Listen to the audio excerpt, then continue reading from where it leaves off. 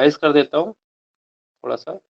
अगर आपको डाउट हो तो आप मुझे रोक लेना, ठीक है, कोई दिक्कत हो तो मुझे बता देना यहाँ पर रोक करके। तो ये हमने क्या किया था, ये आपका कॉमन एमीटर कॉन्फ़िगरेशन बनाया था। कॉमन एमीटर कॉन्फ़िगरेशन में base emitter junction forward bias, collector emitter junction reverse bias. तो collector base junction automatically reverse bias हो गया।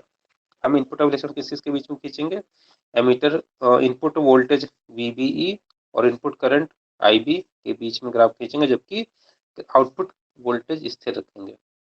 इनपुट ऑब्लेशन खींचते समय आउटपुट वोल्टेज स्थिर रखते हैं। तो VCE यहाँ पर इनपुट वोल्टेज है, ये सॉरी यहाँ पर आई है, तो VCB जो है आपका स्थिर रहेगा, ठीक है। ठीक है, VCE कलेक्टर टू मीटर स्थिर रखेंगे। तो कलेक्टर टू मीटर के विभिन्न मानों के लिए हमने ये ग्राफ खींचा।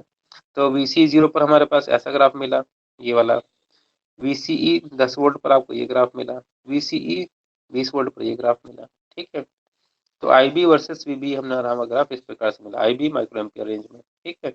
अब हमने इस ग्राफ में क्या देखा कि पहले तो कोई धारा नहीं मिल रही थी, जब 0.6 के अराउंड आया तो हमें धारा मिलनी शुरू हुई, यानी कि इसका विश्लेषण आपको डायोड की तरह मिला।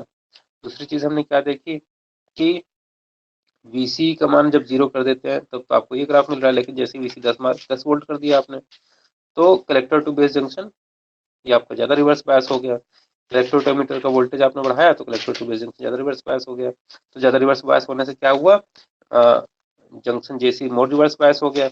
मोर रिवर्स बायस होने से W इफेक्टिव आपकी घट गई। W इफेक्टिव घट गई तो बेस धारा भी आपकी घट गई, तो IB का मान आपका घट गया, ठीक है। तो उम्मीद है कि आपको समझ में आ गया होगा कि IB का मान इस प्रकार से घट जाता है। इस ये इफेक्ट क्यों होता है, बेस विड्थ मॉड्यूलेशन के कारण होता है, ठीक है। तो बेस विड्थ मॉड्यूलेशन आपको बताया, इस RD इफेक्ट भी बोलते हैं इसको। तो ये क्या क्यों मिल गया आपको पता चल गया है, ठीक है। अब बात करते हैं आउटपुट अवलेक्षण की। एक पेपर दे देना, आउटपुट अवलेक्षण की बात करते हैं, ठीक है। आउटपुट अवलेक्षण, एक मिनट,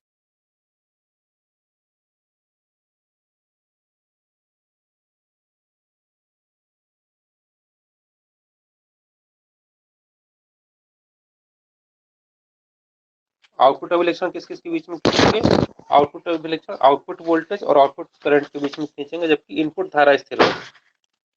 आउटपुट अवलेक्षण किस किस के बीच में खींचते हैं, आउटपुट वोल्टेज और आउटपुट करंट के बीच में, जबकि इनपुट धारा स्थिर हो, ठीक है। तो यहाँ पर हम देख रहे हैं कि आपकी जो है आउटपुट करेक्टरिस्टिक्स के लिए, आउटपुट अभिलक्षण के लिए, आउटपुट अभिलक्षण के लिए आउटपुट धारा, आउटपुट वोल्टेज क्या है, आउटपुट वोल्टेज है कलेक्टर टू एमीटर वोल्टेज, ठीक है। आउटपुट करंट क्या है, IC, ये IC जो है, IC जो है आउटपुट करंट है, ठीक है। तो ये इन दोनों के बीच में ग्राफ खींचेंगे, जबकि कंडीशन क्या रहेगी, इनपुट धारा, इनपुट धारा क्या है, बेस धारा, ये आपकी स्थिर होनी चाहिए, ठीक है। तो जब आप आउटपुट अभिलक्षण खींच रहे होंगे तो आउटपुट वोल्टेज करंट के बीच में खींचेंगे, लेकिन इनपुट वाला पोर्शन आपका, इनपुट की धारा आपकी स्थिर रहेगी, ठीक है। अब अगर जब आप इसका ग्राफ खींचते हैं तो आपको कैसा ग्राफ मिलता है वो देखते हैं। आपने क्या किया, इसका ग्राफ खींचा, तो ग्राफ खींचा तो आपको कैसे अभिलक्षण मिला वो हम बना के देखते हैं। देखिए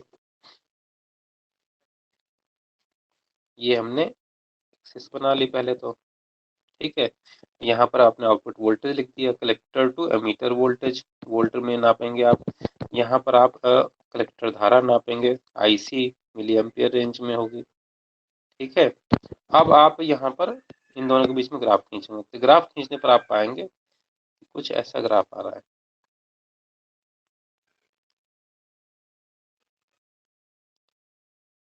ठीक है। कुछ ऐसे ग्राफ आपको मिल रहा है, ठीक। तो यहाँ आप कह सकते हैं कि अभिलक्षण कुछ ऐसा मिल रहा है, ये डिफरेंट, आपने डिफरेंट क्षेत्र के लिए ग्राफ खींचा, एक पोर्शन ये आपका, ठीक है। तो ये जो वैल्यूज निकली हैं ये आपने किस किस के बीच में खींचा हुआ है, वो IC वर्सेस VC, जबकि आपको क्या स्थिर रखा था, आपने इनपुट धारा स्थिर रखी थी। तो IB is equal to 0 micro ampere के लिए मान लीजिए, IB is equal to 10 micro ampere ले लीजिए, ये आई बी 20 माइक्रो एम्पियर के लिए ले लीजिए, ठीक है, ये आई बी 30 माइक्रो एम्पियर के लिए। तो इस प्रकार से डिफरेंट वैल्यूज के लिए, और अगला वाला 40 माइक्रो एम्पियर। तो इस तरीके से डिफरेंट आई बी के मान के लिए आपने VCE और IC के बीच में ग्राफ खींचा, ठीक है।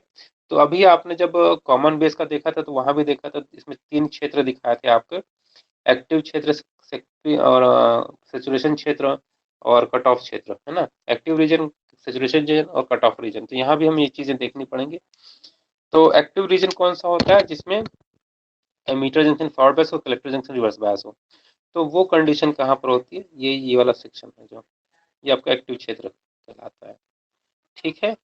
दूसरा रीजन कट ऑफ क्षेत्र, जहाँ पर कि दोनों रिवर्स बायस होते हैं, दोनों जंक्शन रिवर्स बायस होते हैं। तो ये वाला क्षेत्र जो है आपको कट ऑफ क्षेत्र कहलाता है। और जहाँ पर दोनों जंक्शन फॉरवर्ड बायस होते हैं वो सेचुरेशन क्षेत्र कहलाता है, ठीक है। तो ये सेचुरेशन रीजन कहलाता है, सेचुरेशन क्षेत्र। ये तीनों क्षेत्र मैंने आपको बता दिए, ठीक है। अब थोड़ा सा इसके एनालिसिस में आपको बता देता हूँ कि VCE के बहुत कम मान पर भी, VCE के बहुत कम मान पर भी IC का मान तेजी से बढ़ता है, ठीक है, तथा फिर लगभग स्थिर हो जाता है। ये हो तो रहा, जैसे अब यहाँ तक आगत यहाँ स्थिर तो रहा, लेकिन ये थोड़ा सा इस तरीके से जाएगा, ठीक है, लगभग स्थिर मान, ये मतलब कांस्टेंट वैल्यूज, ये इस प्रकार से, ठीक है, लगभग कांस्टेंट वैल्यूज आपको मिलती हैं, ठीक। चूंकि एमीटर फॉरवर्ड बायस है, इसलिए VC का मान, कम मान पर भी हमें मतलब VC क्या है, रिवर्स बायस हो रखा है, तो अगर कम वोल्टेज भी है तो भी हमें इसमें धारा ज़्यादा मिल जाती है, क्योंकि अधिकांशतः जितने भी कलेक्टर से, वो सॉरी एमीटर से जितने कैरियर होते हैं, मेजोरिटी कैरियर होते हैं, वो कलेक्टर तक पहुंच ही जाते हैं, जो कि कलेक्टर धारा बनाते हैं। तो कलेक्टर करंट से बनाने वाले में से जो मेजोरिटी कैरियर है वो अधिकांशतः कलेक्टर तक पहुंच जाते हैं, चाहे VC का मान कम हो तो भी, ठीक है। इसलिए हमें आउटपुट में एक धारा मिल जाती है।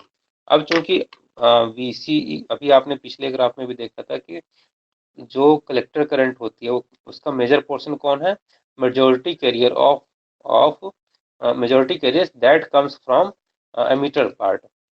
वो मेजोरिटी कैरियर जो एमीटर से आ रहे हैं, क्योंकि वो अधिकांशतः कलेक्टर तक पहुंच गए हैं।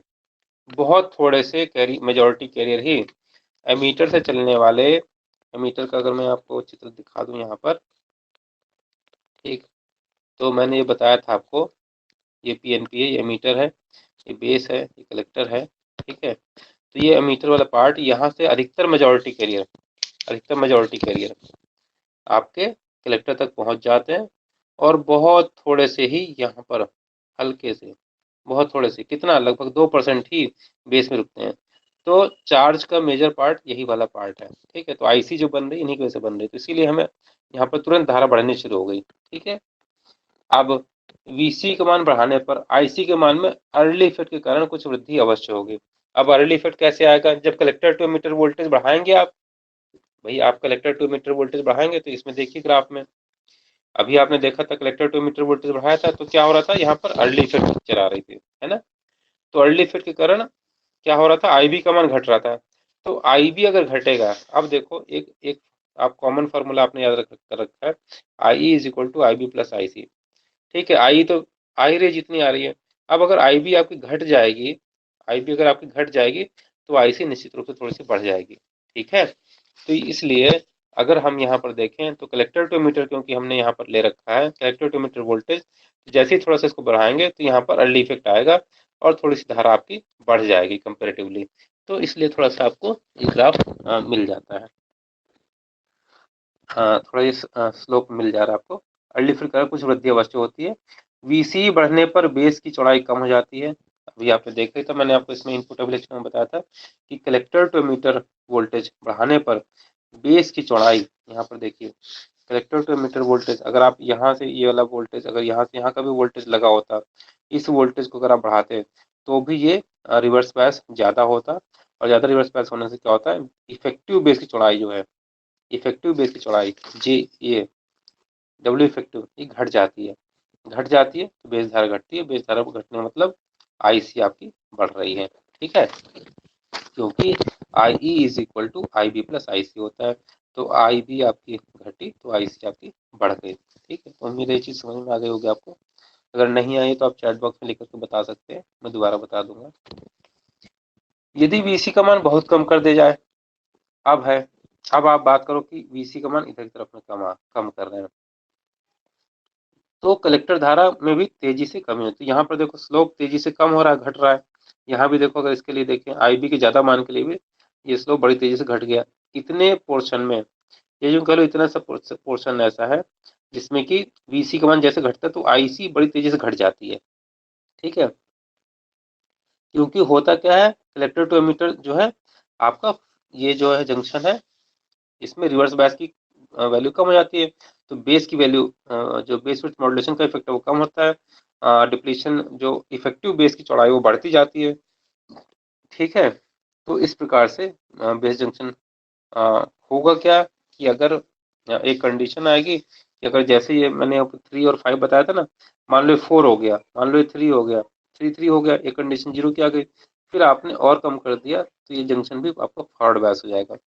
तो यहाँ से नीचे इस पॉइंट पर अगर देखें, इस पॉइंट पर अगर बात करें, तो इस पॉइंट से अगर नीचे की तरफ जाएं तो यहाँ पर स्थिति आप ये देख रहे हैं कि ये जंक्शन आपका फॉरवर्ड बायस होता चला जा रहा है, collector to emitter junction forward bias हो रहा है। तो ये पर्टिकुलर एक्चुअली वोल्टेज की वैल्यू पर ही डिपेंड करेगा कि यहाँ पर कितना वोल्टेज मेंटेन है। तो ये बेसिकली ये जंक्शन आपको फॉरवर्ड बायस में होने लग जाता है। ठीक है, तो बेस जंक्शन अगर आपका फॉरवर्ड बायस हो जाएगा, ये वाला बेस जंक्शन फॉरवर्ड बायस हो जाएगा, तो क्या होगा, दोनों ही जंक्शन फॉरवर्ड बायस हो गए, तो वो रीजन ऑफ ऑपरेशन कहलाता है सैचुरेशन रीजन ऑफ ऑपरेशन। तो यहाँ पर जो है क्या कहानी हुई है कि VC का मान VB से भी कम होने पर, कंडीशन क्या है यहाँ पर, VCE का मान, कलेक्टर टू मीटर का मान VB से भी कम,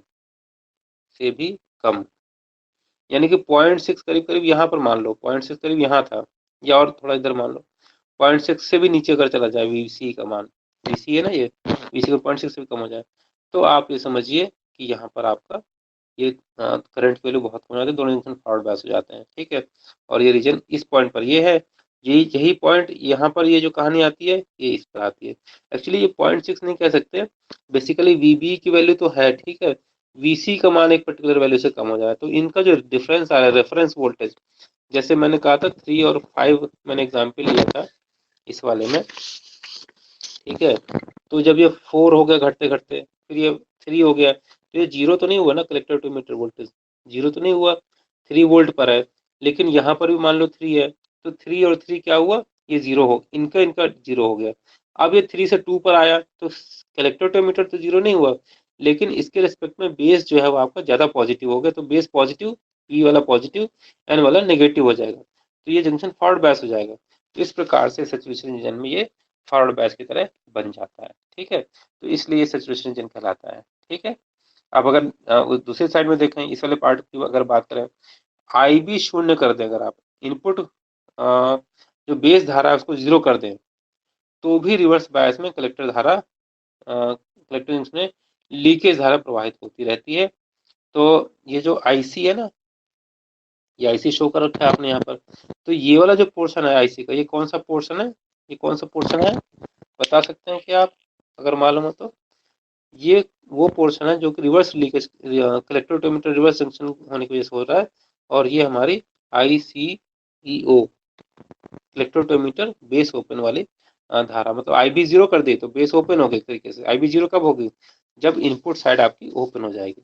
जब आप यहाँ पर इनपुट 0 कर, मतलब यहाँ पर ब्रेक लगा दिया आपने, ये आपने कनेक्शन काट दिया, तो IB का मान 0 हो गया।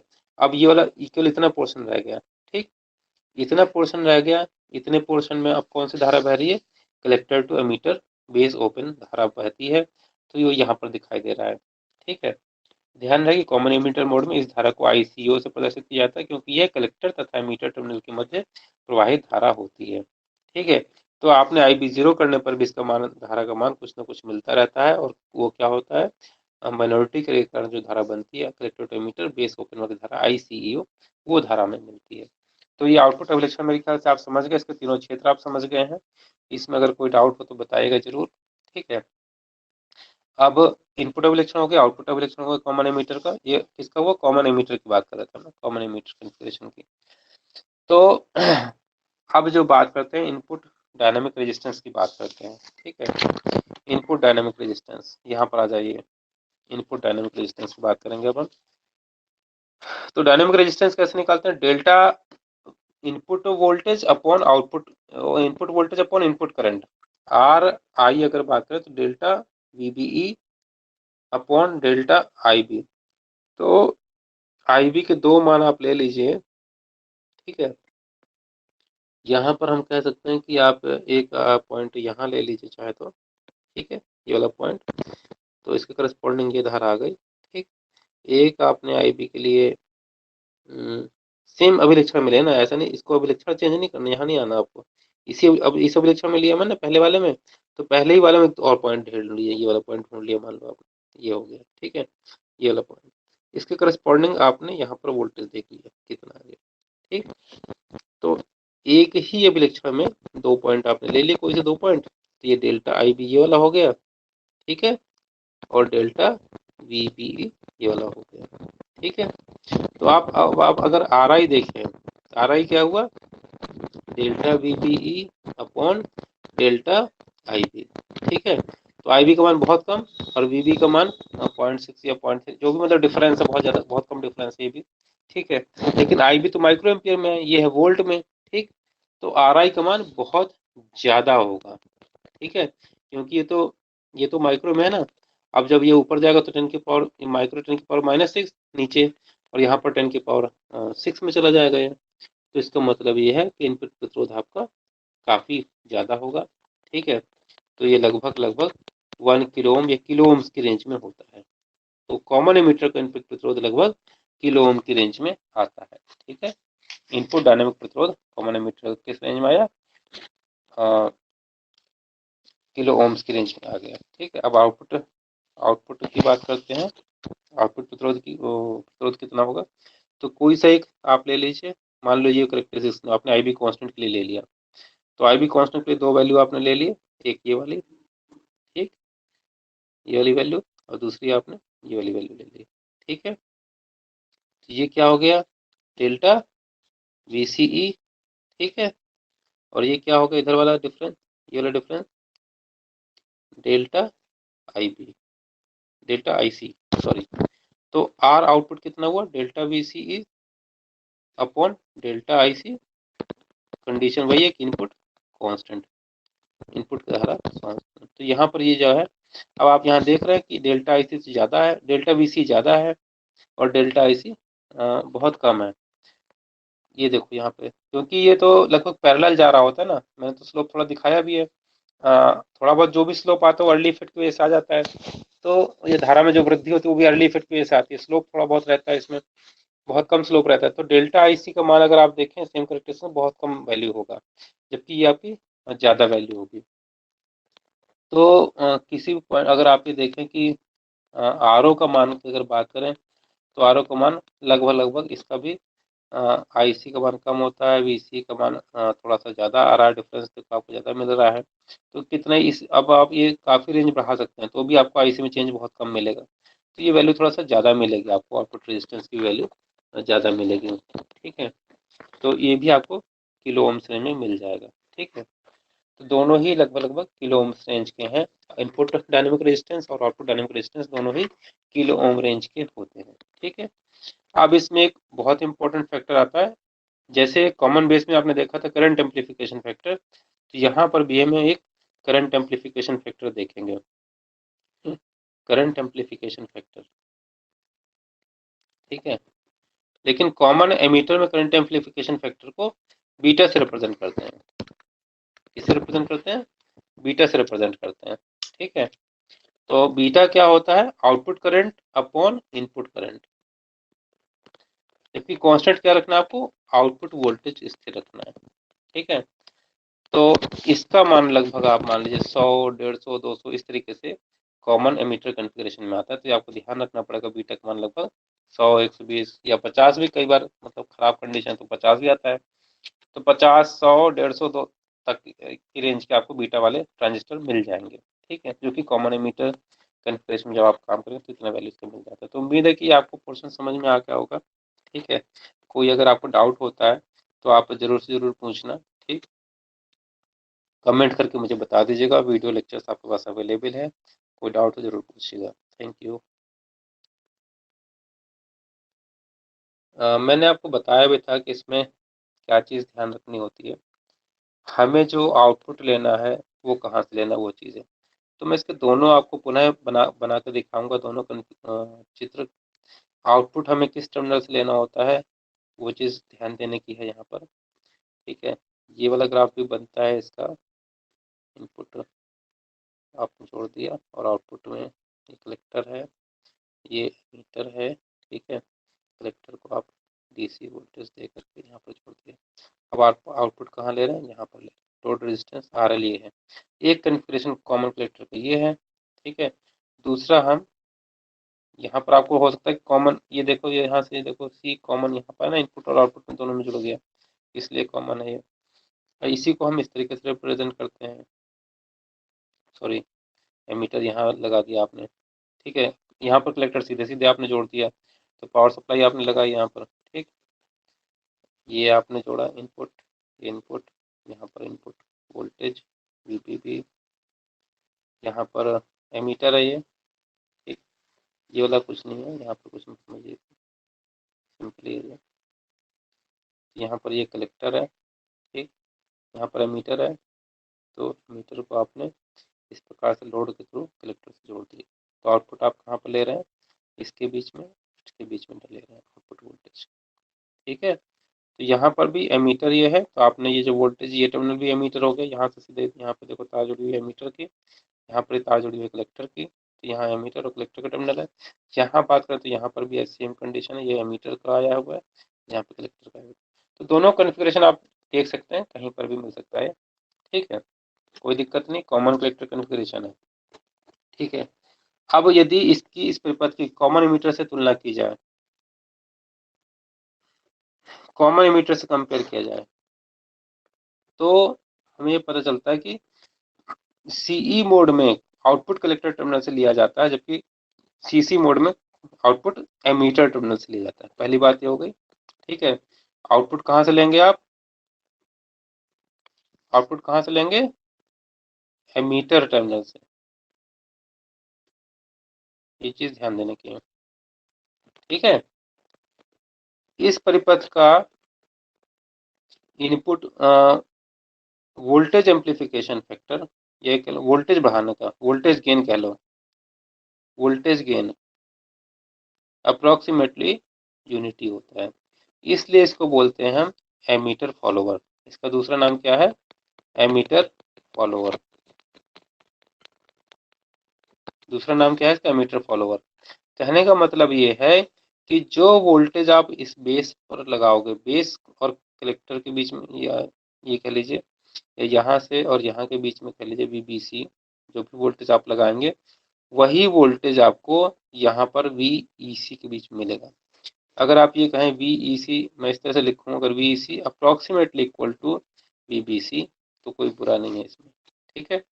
VBC का मतलब 0.99 टाइम्स VC आपको मिल जाएगा, ठीक है। तो इसलिए इसको हम बोलते हैं एमीटर फॉलोअर। इसके सारे विलक्षण जो है कॉमन एमीटर की तरह ही होते हैं, जो इनपुट विलक्षण भी कॉमन एमीटर की तरह, आउटपुट विलक्षण भी कॉमन एमीटर की तरह, ठीक है। और इसमें खास बात क्या है, बहुत इंपॉर्टेंट बात है, इसका इनपुट इम्पीडेंस वो बाकी जितने कॉन्फ़िगरेशन में होता है उनमें सबसे ज़्यादा होता है, हाईएस्ट होता है, और आउटपुट इम्पीडेंस लोवेस्ट होता है, सबसे कम होता है। तीन कॉन्फ़िगरेशन आपने देखे थे ना, CB, CE और CC, ठीक है। तो CC कॉन्फ़िगरेशन का इनपुट इम्पीडेंस हाईएस्ट और output impedance lowest. CB configuration का इनपुट इम्पीडेंस लोवेस्ट और output impedance highest. CE configuration का दोनों लगभग किलो ओम्स की रेंज में देखे थे आपने, ठीक है। और अगर वोल्टेज गेन की बात की जाए तो यहाँ पर वोल्टेज गेन अभी मैंने बताया कॉमन एमीटर कॉन्फ़िगरेशन में लगभग यूनिटी वोल्टेज गेन होता है, इसमें वोल्टेज गेन करीब 100 या 50 का मिलता है। और यहाँ पर हमें जो वोल्टेज करंट गेन 100 या 50 का मिलता है, वोल्टेज गेन भी लगभग इतना ही होता है। और इसमें कॉमन बेस में हमें करंट गेन आपको जो अल्फा की वैल्यू है वो 0.99 के अराउंड मिलती है, अल्फा की करंट गेन की वैल्यू, ठीक है। वोल्टेज गेन यहाँ मिल जाता है, ठीक है। और कॉमन एमिटर में वोल्टेज गेन करंट गेन दोनों मिलते हैं, लेकिन आपको जो है इसमें खास बात यह है कि आपको आउटपुट इन्वर्टेड मिलता है, ठीक। सीसी का करंट गेन, सीसी का करंट गेन ज्यादा होता है, वोल्टेज गेन तो आपको ये हो गया, वोल्टेज गेन तो ये हो गया, ठीक। लेकिन करंट गेन अगर बात करें तो करंट गेन ज्यादा होता है, हाई होता है, ठीक है, ज्यादा होता है, ठीक बात। तो ये आपने गुण देखे थे, मैं जरा इसका कंपैरिजन आपको दिखा देता हूँ। कंपैरिजन देखिए यहाँ पर लिखा हुआ है, आप एक बार इसको पढ़ लीजिएगा, ठीक है। इसके स्क्रीनशॉट चाहे ले लीजिए, ये आपसे बहुत ज्यादा क्वेश्चन इसमें पूछे जाते हैं। गतिज प्रतिरोध की तुलना करिए, आउटपुट गतिज प्रतिरोध की तुलना करिए, धारा लाभ की तुलना करिए, वोल्टेज लाभ की तुलना करिए। ये चार जरूर से जरूर आपको याद करने हैं, बाकी आपको याद हो ना हो, लेकिन ये चार आपको याद रखने हैं, ठीक है। 1 2 3 4 5 6 और 7 पैरामीटर हैं। इन सब पैरामीटर में आपको कौन कौन से याद रखने हैं, सबसे ज़्यादा जरूरी है, ये आपको किसी हालत में नहीं भूलने। एक तो वोल्टेज गेन कितना, करंट गेन कितना, आउटपुट कितना, इनपुट कितना।